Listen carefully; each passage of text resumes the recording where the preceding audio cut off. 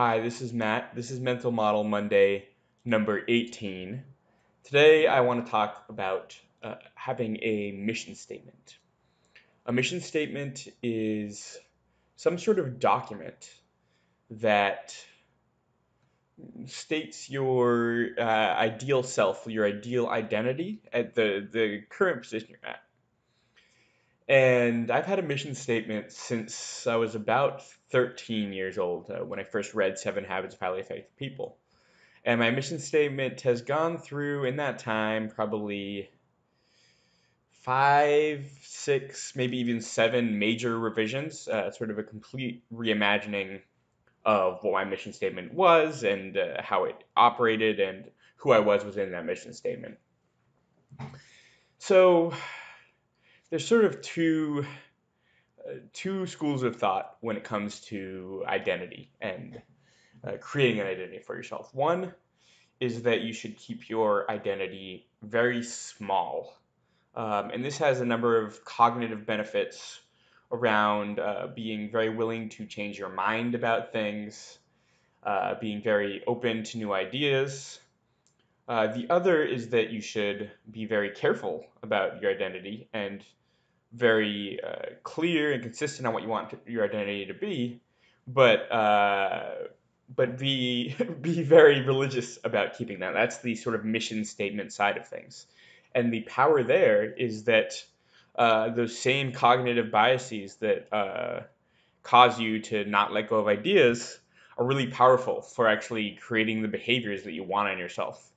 And so, if you can create a mission statement that really gets across the core parts of your identity that are the person who you want to be, then you end up with something as you read this mission statement and you make this your identity. You end up with something where you're sort of automatically espousing or not espousing, but producing the behaviors that you want because you've carefully curated your identity to be something that produces those behaviors. And I am I think both models are useful, right? All models are useful. Or sorry, some models are useful. All models are false. And so I really think that the people who are part of the small identity camp should play around with this mission statement idea. I'm at a place in my life now, having done 15 years with creating a mission statement, systematically working on myself to try and accomplish that mission statement, accomplishing that mission statement, creating a new mission statement that brings in more power and more core of who I am, and all the things I've learned along the way. I'm at a place in my life now where I'm very, very happy with who I am.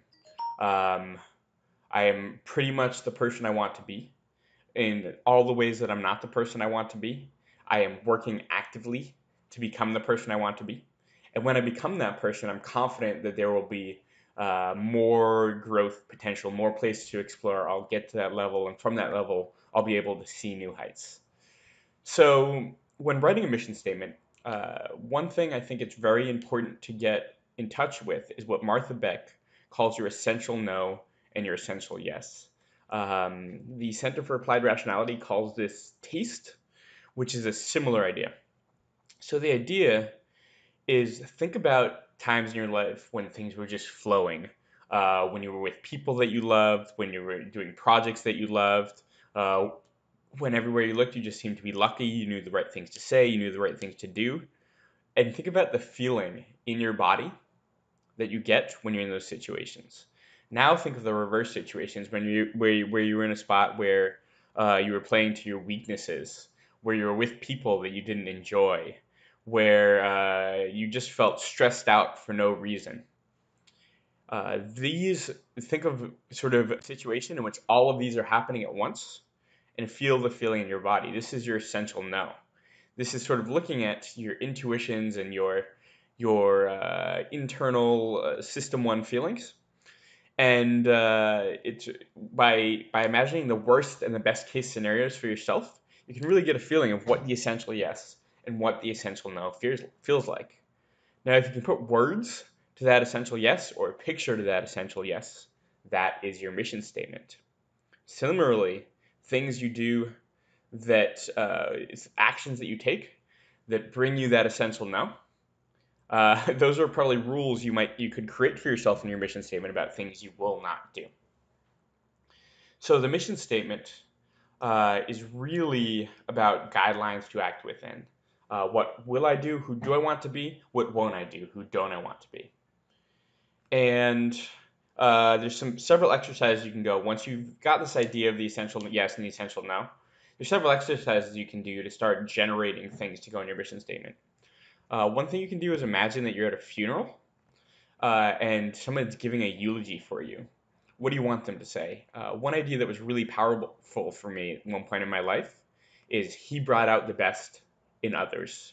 And that's really shaped how I interact, the type of person I am, not just being an amazing person, but being a person who lets others be amazing around me has really shaped my interaction style and how I behave. You can also use the miracle question from Solution Focused Therapy. So, if a miracle occurred and all the things in your life were different, what's the first small change you would notice? And in this case, what's the first small change you would notice in yourself? Because remember, this mission statement is based on identity. So, what's the first small change you would notice in yourself? That might be something you can start changing right away. So, whenever I do a new mission statement, I'm doing a new set of things I'm becoming. I typically will post a list of the emotional states I want to be in, and I'll work with things like anchoring, which we went into another process to create those states. I'll post limiting beliefs, and I'll use things like mental countering, the Let Go belief process, core transformation to start working on shifting those beliefs so that I can believe I am the type of person who's becoming this mission statement. So in terms of where I'm at now, I have sort of 4 archetypes in my mission statement.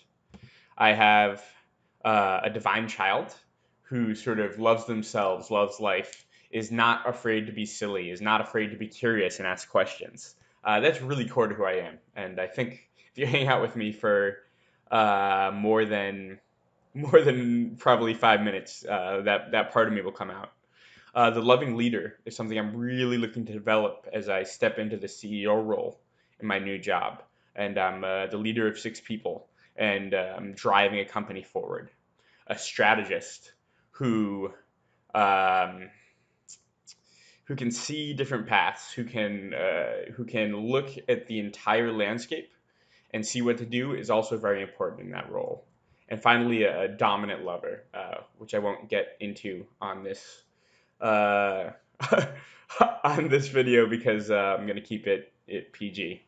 So that's just an example of my mission statement. And then I have, I have paragraphs that explain what each of these are. I have mental states and emotional states that I want to get into. I have limiting beliefs that I want to get rid of. And then I have habits that I want to create that correspond to each of these. So that was sort of a meandering take on mission statements. This is a little bit of a different video. I just wanted to sort of give you a tour of mission statements and maybe get you intrigued in creating one. So thanks so much for watching, and I'll catch you next time.